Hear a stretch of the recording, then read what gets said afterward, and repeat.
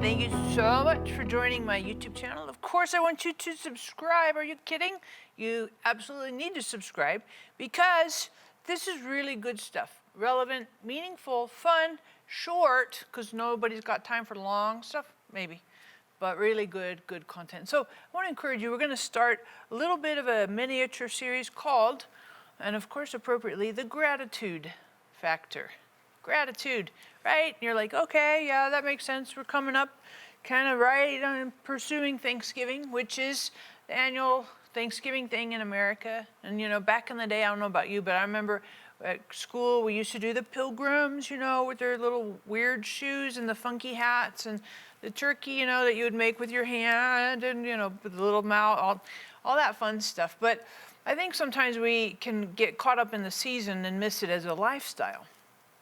Because really, gratitude, it's better for us, more helpful for us, if we keep gratitude as a lifestyle and not just a reminder in a season.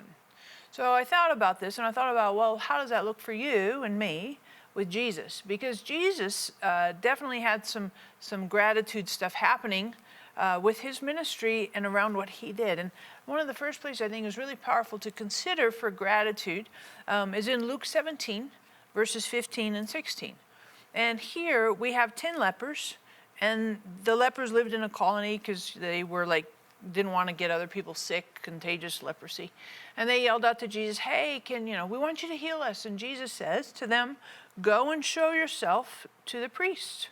And so on their way, it says they were healed.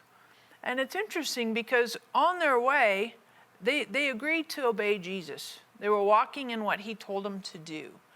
And as they walked, as they did what Jesus told them, they were healed. And sometimes I think we want to have from Jesus an instant, instead of walking through or walking to a healing. And sometimes healing can be an instant or a miracle, whatever, but sometimes it's also a little bit of a journey, a little bit of a day by day, step by step.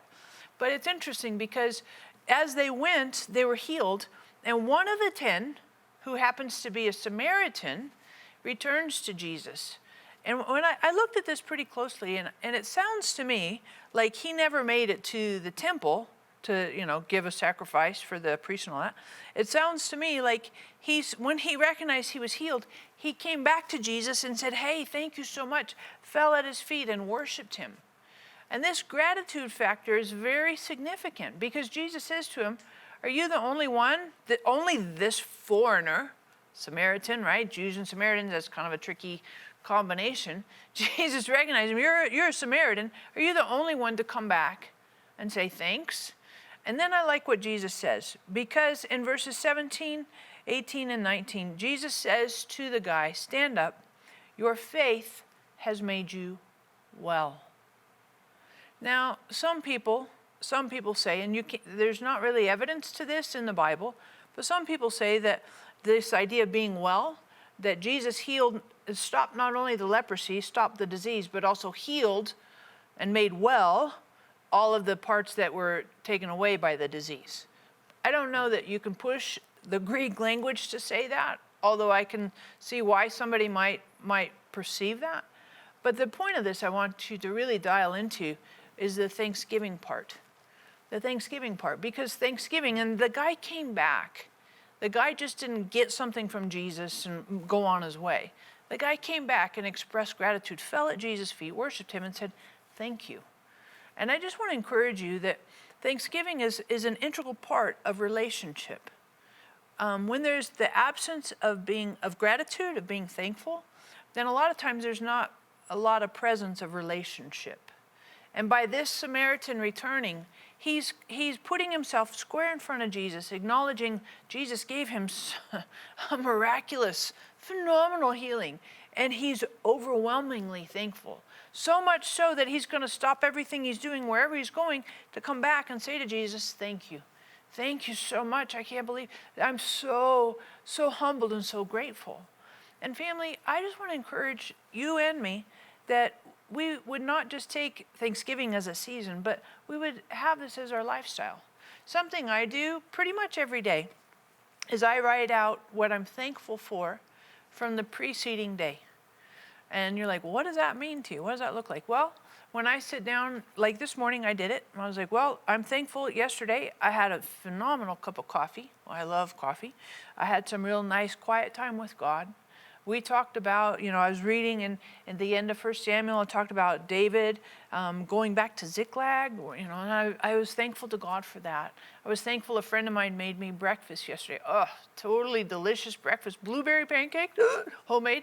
I was thankful for that. And I just write all that out. Thank you for the delicious blueberry pancakes. Thank you for the beautiful day. Thank you for I got to hear a couple of great sermons yesterday. Thank you for getting to listen to those sermons. Thank you for talking to me through those sermons. And I just tell you, this is a lifestyle for me. And I think it's very significant because it reflects relationship. It reflects connection. And it brings us back to acknowledging who God is, the fullness, and being so very grateful for God and who God is, not just what God does. So I just encourage you, let's cultivate gratitude. Let's cultivate it not just as a season, but in a daily routine, daily habit, daily attitude, because it really helps us in our interactions, helps us in our attitudes, helps us in our perspective. So thank you for watching. And of course, thanks for subscribing. That's fantastic. Leave some comments. And I would say this, here, answer this question for me. In what is something specific, and this is for this year, 2020, what is something that you're very grateful for in this year? You're like, woo, that's an interesting question because it's a really tricky year. I agree with you. But still, what are you grateful for in this year? So thanks again. And remember, hit the bell for the notifications because that'll let you know when we put up some new series and new episodes. So last but not least, the joke. Oh my gosh. This is a joke, right? So this isn't like in reality. So my husband said to me, Sarah, you have no sense of direction, do you? And so I said to him, where did that come from? Next week's joke will be lots better. Thanks for watching.